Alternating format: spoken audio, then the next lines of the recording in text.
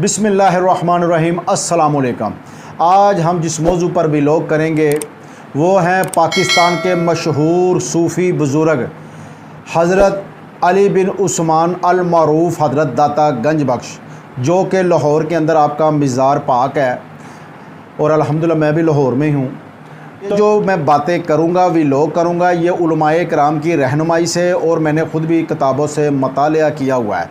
अगर फिर भी कोई गलती मुझसे सरदर्द हो जाए तो मैं अल्लाह के यहाँ माफ़ी का तलबगार हूँ और देखने वालों से भी माफ़ी चाहता हूँ। दाता अली हजवेरी, जिनको अली बिन उस्मान कहते हैं, आपने अपनी ज़िंदगी कैसे गुजारी, उसका जो उर्स है उस क्यों वो मनाते हैं, इसकी वजह क्या है।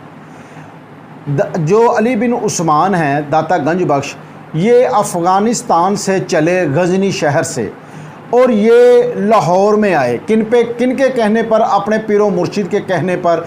किस लिए आए? ये बिल्कुल इसलिए नहीं आए कि कोई माल जमा करने, कोई कारोबार जमा कर ले। ये आए आप अल्लाह की रज़ा के लिए, दीन फैलाने के लिए, हम लोगों को राह रास पर लाने के लिए। आपको पता उस वक़्त ये पाकिस्तान, हिंदुस्तान, ये सब एक ही था और इधर ही अली बिन उस्मान जो थे हज़रत दाता साहब रहमतुल्लाह अलैह, ये इधर आए थे। हिंदुओं का उस वक़्त हुकूमत थी, ये राजों की। ये इस वक्त दाता साहब आए और इन्होंने आकर दरियाए रावी के किनारे पर अपना खैमा लगाया और इधर उन्होंने तबलीग का काम शुरू किया। आपको बताता चलूँ कि जो दाता गंज बख्श हैं रहमतुल्लाह अलैह, ये एक आलम बाअमल, जिसको कहते हैं कि दरसे नज़ामिया किया हुआ, पढ़े लिखे बुज़ुर्ग, शरीयत के पाबंद बुज़ुर्ग, ये वो बुज़ुर्ग थे। और आप कहते हैं कि मैंने अपने पीरो मुर्शिद की बहुत ज़्यादा खिदमत की, उनकी सोहबत में रहा। और आपके जो पीरो मुर्शिद हैं, मैं आपको बताता चलूँ कि जो आपके पीर मुर्शिद हैं दाता साहब रहमतुल्लाह ताला अलैह फरमाते हैं कि मैं उनकी सोहबत में था। जब उनका आखिरी वक़्त था तो मैं उनकी सोहबत में मौजूद था, उनका सर मेरी गोद में था और आप मुझे फरमाने लगे, अली मेरा आखिरी टाइम बेटा आ चुका है, मुझसे कुछ सीख लो, मैं तुम्हें कुछ वसीयत करना चाहता हूँ, ये पल्ले बांध लो, तुम इससे कामयाबी हासिल करोगे। तो आप कहते हैं कि मैंने पूछा, जी हजूर बताइएगा। आपके जो पीरो मुर्शिद हैं उनका नाम है अबुल फजल खितली रहमतुल्लाह अलैह, आपके पीरो मुर्शिद का नाम है रहमतुल्लाह अलैह। उन्होंने कहा, बेटा एक बात याद रखना, ये वसीयत फरमाने लगे हैं और आप फरमाते हैं कि मेरी पूरी ज़िंदगी का निचोड़ है ये चीज़। आपने फरमाया कि खैर और शर ये अल्लाह की तरफ से आती है। ये कौन फरमा रहा है? अली बिन उस्मान के पीरो मुर्शिद। कौन? अबुल फजल खितली रहमतुल्लाह अलैह। किसको फरमा रहे हैं? दाता अली हजवेरी को रहमतुल्लाह अलैह को फरमा रहे हैं, बेटा दो चीज़ें याद रखना। जो खैर और दाता अली हजवेरी ने अपनी किताब कश्फुल मुजूब में ये नकल भी फरमाया है, ये भी ज़हन नशीं कर लें। आप फरमाते हैं, मेरे पीरो मुर्शिद फरमाते हैं, बेटा जो खैर और शर होती है ना, ये अल्लाह की तरफ से आती है। खैर का मतलब कि जो आपको खुशी मिलती है, सेहत मिलती है, औलाद मिलती है, दौलत मिलती है, जो भी खुशी मिलती है ये अल्लाह की तरफ से मिलती है।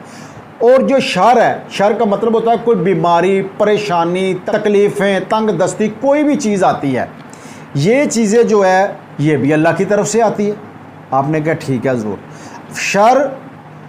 शर और खैर अल्लाह की तरफ से है। मगर आपने फरमाया एक बात इसमें याद रखना, जो खैर है उसको अल्लाह की तरफ मनसूख करना, वो इस तरह कि तुम्हें खुशी मिले, तुम्हें इज़्ज़त मिले, तुम्हें माशरे में इज़्ज़त मिले, दीन इस्लाम में किसी चीज़ में इज़्ज़त मिले, तो ये समझना कि अल्लाह ने तुम्हें अता की है।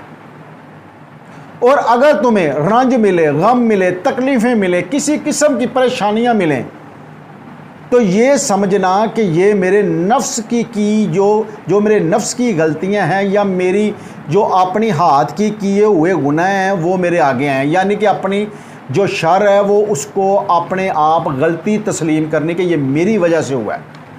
इसे कहते हैं औलिया इकराम का फरमान। ये देख ले क्या बुजुर्गान दीन क्या फरमा रहे हैं, अपने मुरीद को आप फरमा रहे हैं कि बेटा आपने ये अमल करना है कि खैर और शर अल्लाह की तरफ से, मगर खैर अल्लाह की तरफ मनसूख करनी है और जो शर है ये अपनी गलती की तरफ करनी है और इंशाल्लाह तुम ये बातों पे अमल कर लो, ज़िंदगी में कामयाबी हासिल करोगे।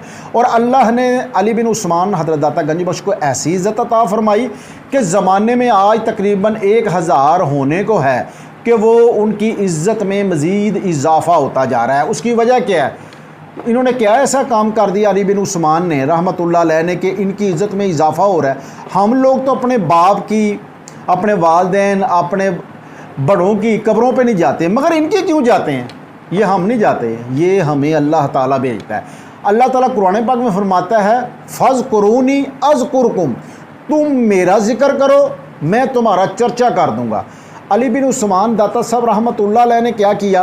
उन्होंने अल्लाह का ज़िक्र किया, किधर से टुरे, अपने मुल्क से चले, अपने पीरो मुर्शिद के हुक्म पर अल्लाह रसूल का दीन फैलाने कहाँ लाहौर के दरिया रावी पर आए और खैमा लगाकर और देखे माँ बाप को कहा कि अपना हक मुझे माफ़ कर दें, अल्लाह की रज़ा के लिए मैं दीन का काम करना चाहता हूँ। हम लोग पैसे कमाने आते हैं, बिजनेस बनाने आते हैं, औलाद की मुस्तकबिल के लिए शहरों में आते हैं, दूसरे मुल्क में जाते हैं, मगर आप किस लिए आए? सारी कुर्बानी देकर आप आए दीन की खातिर। किसकी? कुरान की खातिर। किसकी? रसूलुल्लाह की खातिर। और आज उनकी कब्रों पे लोग फातिहा पढ़ रहे हैं, कुरान पाक पढ़ रहे हैं और उनके वसीले से अल्लाह पाक हम लोगों की दुआएं कबूल फरमा रहा है।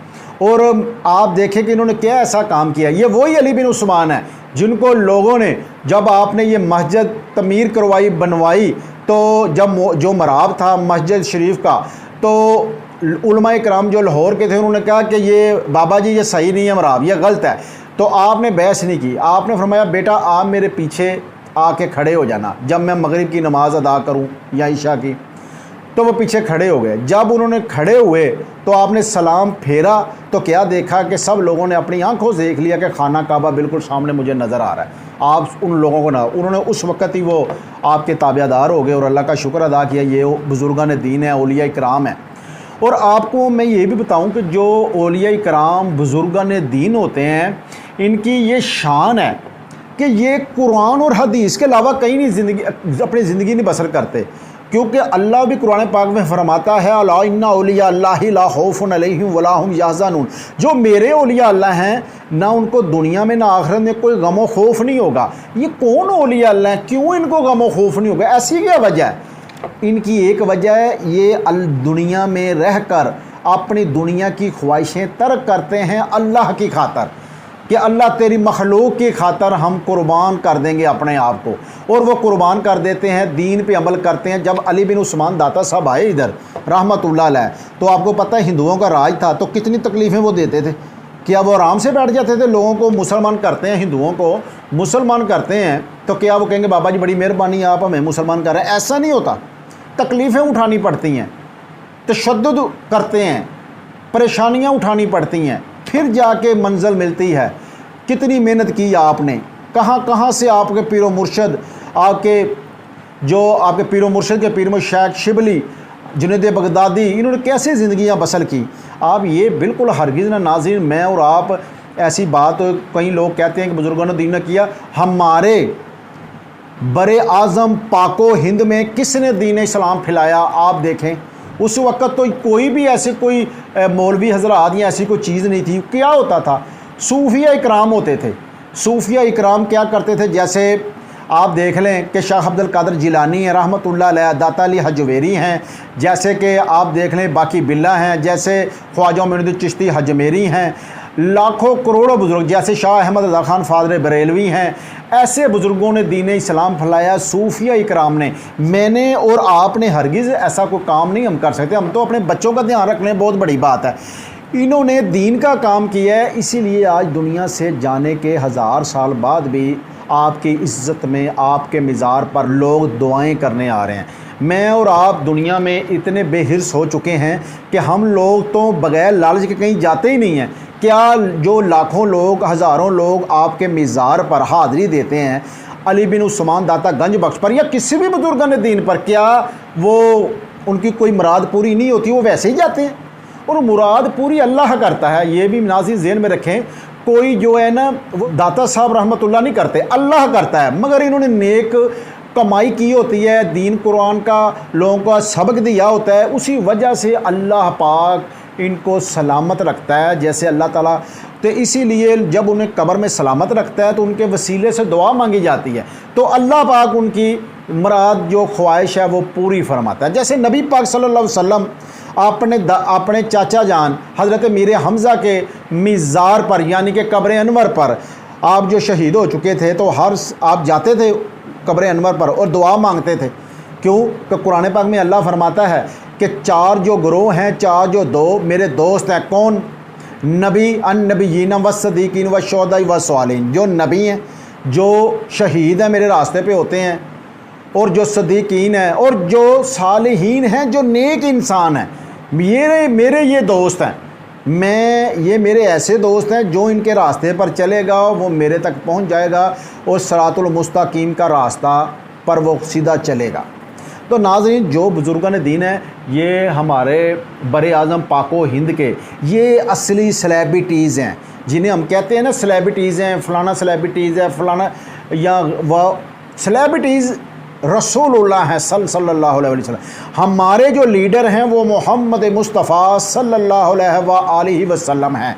हमारे लीडर हज़रत अबू बकर हैं, हज़रत उमर हैं, हज़रत उस्मान हैं, हज़रत अली हैं, हज़रत इमाम हसन हुसैन रज़ी अल्लाह ताला अन्हु हैं। ये औलिया इकराम हैं जिन्होंने ये ऐसे सेलिब्रिटीज़ हैं जिन्होंने दुनिया को भी राज़ी कर दिया और अल्लाह को भी राज़ी कर दिया।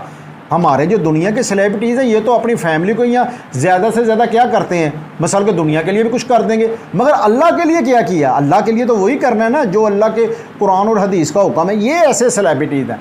तो जो मैं आखिर में ये भी कहना चाहूँगा कि कुछ मेरे दोस्त, कोई मेरे जर्नलिस्ट दोस्त भी बता रहे थे कि ये बताइएगा कि जो बाहर ये जो भंग पी रहे हैं या चर्स है या जो भी शरीयत के ख़िलाफ़ काम कर रहे हैं, इनके बारे में क्या कहते हैं।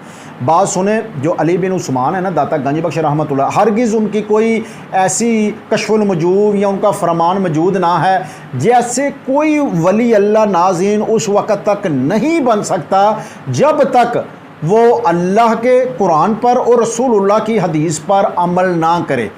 अगर कोई कहे कि रोज़ा ना रखो, नमाज ना करो या शरीयत के ख़िलाफ़ कोई बात करे, वो वली तो बड़ी दूर की बात है, वो एक अच्छा मुसलमान इंसान भी नहीं नाज़रीन बन सकता।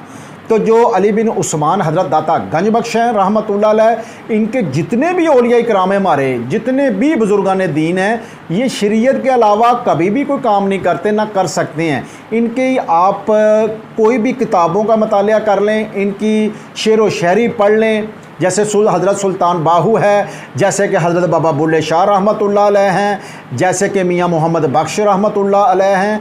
इनकी जो शेर व शायरी है इसमें कुरान हदीस ही का निचोड़ होता है। नाज़रीन, हरगिज़ हम ये ना समझें, ये देखें वो बुज़ुर्ग हैं, हम क्यों उनसे प्यार करते हैं, क्यों कि अल्लाह फरमाता है फ़ज़कुरूनी अज़कुरुकुम, तुम मेरा जिक्र करो मैं तुम्हारे चर्चे करूँगा। हमारे दिलों में मोहब्बत जो डाली है ये अल्लाह ने डाली है, ये कोई किसी और, हम तो उनको जानते भी नहीं, हज़रत दाता अली हजवी या बुज़ुर्गों को। हमारी तो उम्र तो नहीं ना, हज़ार साल हो गए हैं, हम क्यों करते हैं। अल्लाह कहता है जो मुझे पहचान लेता है मैं उसकी पहचान पूरी दुनिया में, आसमानों में, ज़मीनों में, 7 जहानों में जितने जहान हैं मैं सबको करवा देता हूँ कि ये मेरा दोस्त है। तो नाज़रीन, जो भंग इस्तेमाल करता है या चर्स करता है या कोई भी गैर शरई काम करता है उसका हरगिज़ औलिया इकराम से कोई लेना देना ना है। ये अपनी मर्ज़ी के काम करते हैं और ये कुरान हदीस के ख़िलाफ़ बात है। और नाज़रीन, मैं ये भी बताऊं कि जो भी ये चीज़ें होती हैं, जैसे कि हम लोग कहते हैं कि ये जो दूसरे पीर हज़रात हैं वो मसाले के पैसे ले रहे हैं या औरतों से गलत कारियाँ करते हैं। नाज़रीन, मैं आपको मज़ीद एक बात बताता चलूँ, जितने लोग ये पीर बने फिरते हैं ना, जो 2 नंबर हैं, जो शरीयत के ख़िलाफ़ हैं, वो हरगिज़ पीर नहीं होते, वो आंबल होते हैं, जो तुईज़ धागे वाले जो पीर होते हैं ना, जिसको औलिया इकराम कहते हैं। हज़रत अली हजवेरी रहमतुल्लाह अलैह को अल्लाह पाक ने इतनी ताकत अता फरमाई कि जब आपके पास हज़रत ख्वाजा मोइनुद्दीन चिश्ती हजवेरी रहमतुल्लाह अलैह 40 दिन का चिल्ला काटते हैं, आपसे फैज़ हासिल करने आते हैं, तो आप उनको अल्लाह ताला की अता से ऐसा फैज़ अता फरमाते हैं कि आप वापस हिंदुस्तान में जाकर, यानी उस वक़्त पाकिस्तान और हिंदुस्तान एक ही होता था, मगर दूसरी तरफ जाकर उन्होंने ऐसी दीन तबलीग की, इतनी मुशक्क़त मेहनत की कि आपकी नज़र करम की और दीन इस्लाम की बरकत से 90 लाख मुसलमानों ने कलमा पढ़ लिया। ये किसका फैज़ था? अल्लाह की अता से, नबी पाक सल्लल्लाहु अलैहि वसल्लम के सदक़े से हज़रत अली बिन उस्मान अल-मरूफ दाता गंज बख्श के फैज़ की बरकत थी। और ख्वाजा साहब को अल्लाह ने फिर ऐसी ताकत अता फरमाई, ये वही ख्वाजा मोइनुद्दीन चिश्ती हजमेरी रहमतुल्लाह अलैह हैं कि जो एक दफ़ा एक गुज़र रहे थे तो रास्ते में देखते हैं एक हिंदुओं की लड़की एक बुत को कह रही है, अपने जिसको भगवान मानते हैं, कि शादी उसकी कोई नहीं हुई थी तो वो लड्डुओं का जो लड्डू होते हैं वो पकड़े हुए हैं और उससे कह रही हैं कि लड्डू खाओ। तो ख्वाजा साहब उससे गुजरे कि ये बुत को कह रही है, एक मट्टी का बुत है, उसे कह रही है खाओ। तो ख्वाजा साहब ने क्या और खाला खाता क्यों नहीं है, देसी घी के लड्डू हैं खाला। अच्छा वो कह के जब आपने कहा तो वो खाना शुरू कर दिया बुत ने। अच्छा वो खा के खिला के लड़की वापस चली जाती है, वो घर में जाके कहती है कि मैं खिला आई हूँ। तो वो कहते हैं वो कहाँ से खाई, वो तो बुत है। हिंदू कहते हैं ये तो नहीं हो सकता, वो उसे ना कहते हैं कि इसे छोड़ देना है, ये अनशगुन है हमारा, क्योंकि वो तो एक रस्म थी उनकी, उनको पता खाते ही नहीं है।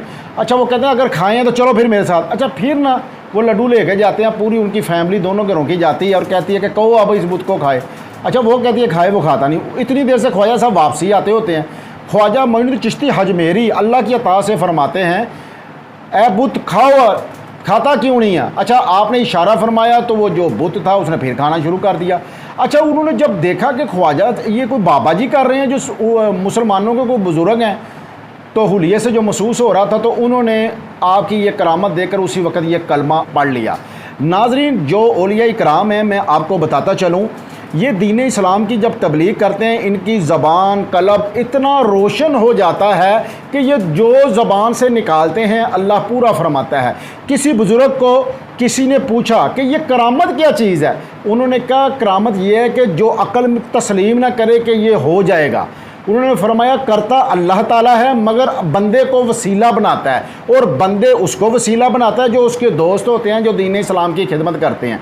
और ये करामात तबलीग भी औलिया कराम करते हैं, और साहिब करामात अल्लाह के नूर की बरकत से जो करामात होती हैं, जैसे कि बुत ने लड्डू खा लिए, ख्वाजा साहब ने हिंदुओं का जो तला था वो कुज्जे के अंदर सारा पानी आ गया, ऐसी जो करामतें होती हैं। जैसे दाता साहब रहमतुल्लाह ताला एक दफ़ा बैठे हुए थे, चिल्ला कशी कर रहे थे किसी जंगल में, तो एक बारात हिंदुओं की गुजरी या किसी गैर मुस्लिमों की, तो आपने वो आपको पूछा कि बाबा जी हमने रास्ता भूल गए हैं बारात का, हमने उधर जाना है। आपने कहा सीधा रास्ता दिखाऊं? हजूर सीधा रास्ता ही दिखाते जो सीधा है। आपने कहा ये देखो। आपने जब आपने आंखें उधर उनकी करवाई कि इधर देखो, तो सब ने देखा कि खाना काबा और रोज़ा रसूल नज़र आ रहा था, दीन इस्लाम की रोशनी नज़र आ गई और उन्होंने कलमा पढ़ लिया। ये है हमारे औलिया इकराम। नाज़रीन मैं आपको बताऊँ, इमाम शाह अहमद रज़ा ख़ान फ़ाज़ल बरेलवी रहमतुल्लाह ताला लिखते हैं अपनी किताब में, आप फरमाते हैं जो पीर है उसके चार कौल पर उसका अमल होना चाहिए, चार उसके अंदर खूबियाँ होनी चाहिए। आपने फरमाया नंबर 1 है कि वो शरीयत का पाबंद होना चाहिए, कुरान हदीस के मुताबिक ज़िंदगी बसर करे।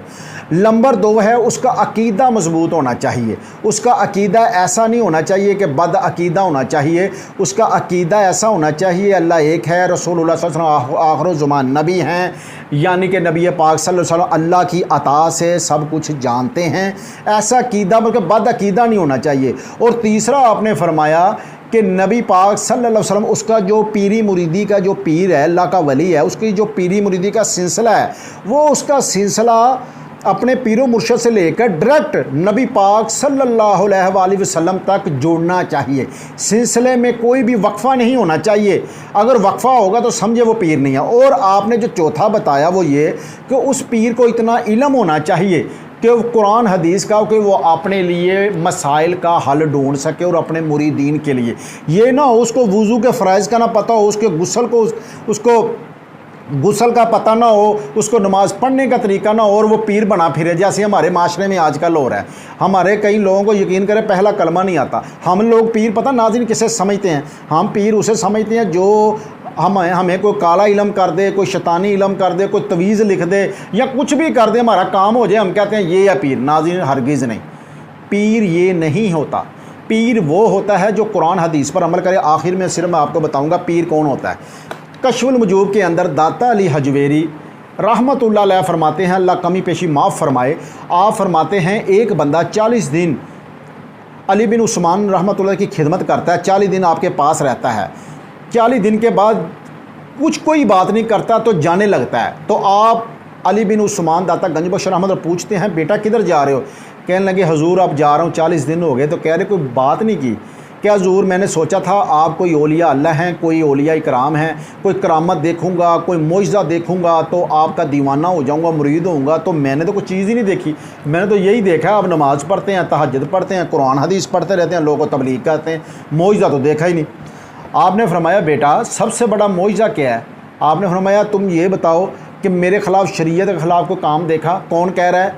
जिनका उर्स मुबारक है। कौन? लाहौर के, पाकिस्तान के, जिसे कहते हैं सूफिया इकराम हज़रत अली बिन उस्मान अल मरूफ दाता गंज बख्श रहमतुल्लाह ताला क्या फरमाते हैं? आप फरमाते हैं बेटा मेरी कुछ 40 दिन के अंदर कोई शरीयत के ख़िलाफ़ काम देखा, मैंने नमाज ना पढ़ी हो, मैंने शरीयत के ख़िलाफ़ काम किया हो या किससे बैठे हो, कोई काम, उन्होंने कहा ज़रूर कोई मैंने नहीं देखा। ऐसा ही है जैसे रसूलुल्लाह ने अपनी ज़िंदगी मुबारक बसर की। आपने फरमाया औलिया अल्लाह की सबसे बड़ी करामत ही यही है कि वो शरीयत पर अमल करे। तो नाज़रीन शरीयत पर अमल ही तो मुश्किल है। हमारे जो आजकल के जो पीर बने हैं, जो फेक हैं, वो यही तो हैं। शरीयत पर अमल करना मुश्किल है कि आप अपनी नज़र की हया करें, आप ज़बान की पाकी आपको चाहिए, कंट्रोल चाहिए, आपको दुनिया के पैसे के लालच नहीं होनी चाहिए, आपको किसी औरत गैर औरत की तरफ आपकी नज़र नहीं होनी चाहिए। आप हमारे नाज़रीन देखें ना, पीर हज़रात हैं तो नबी पाक सल्लल्लाहु अलैहि वसल्लम सहाबा के साथ ज़मीन पर बैठते थे। और हमारे जो आजकल के पीर हज़रात हैं जो फेक हैं, मैं उनकी बात कर रहा हूँ, जो औलिया इकराम हैं उनके हम ताबेदार हैं और उन्हीं की इज़्ज़त और शान के लिए ही ये मैं बयान कर रहा हूँ, ये स्पीच कर रहा हूँ। जो आजकल के पीर हैं वो क्या कर रहे हैं नाज़रीन? वो ये कर रहे हैं कि पीर साहब ऊपर बैठे हुए हैं, मुरीदीन नीचे बैठे हुए हैं। वो ऐसी सोच हम दे रहे हैं माशरे को कि जैसे बादशाह और किसी ग़ुलाम की है। ये दीनी मजहबी लाइन है, ये दीनी मजहबी तरीका है कि कुरान हमने हमारा नक्शे कदम मोहम्मद मुस्तफ़ा सल्लल्लाहु अलैहि वसल्लम पर नाज़रीन हम चलेंगे तो इंशाअल्लाह ताला हम सिरातुल मुस्तकीम के रास्ते पर चलेंगे। हमारे जो आजकल के फेक पीर हज़रात हैं वो क्या करते हैं? वो खुद ऊपर बैठे हुए हैं, जो मटन कौरमा चिकन बिरयानी जो भी डिशें होती हैं वो खा रहे हैं, और जो मुरीद हैं उन्हें वो खिला रहे हैं जो कोई भी नहीं खाता। पैसे उनसे पकड़ते हैं। अपने बच्चे जो हैं वो कनाडा अमेरिका में पढ़ रहे हैं, और अपने जो बच्चे हैं या औलाद हैं उनको नहीं बना रहे मुफ्ती आलम, या जैसे उनके जो दादा परदादा जी या बड़े बुजुर्गान दीन थे, जैसे उन्होंने ज़िंदगी बसर की, चिल्ला कशी की, उन्होंने कच्चे घरों में रहे। मैं नहीं कह रहा कच्चे घरों में रहे, मसलन उन्होंने सादी ज़िंदगी गुजारी, उन्होंने दीन की तरफ कुर्बानियाँ दी, ज़मीन जायदाद अल्लाह के राह पर खर्च कर दी।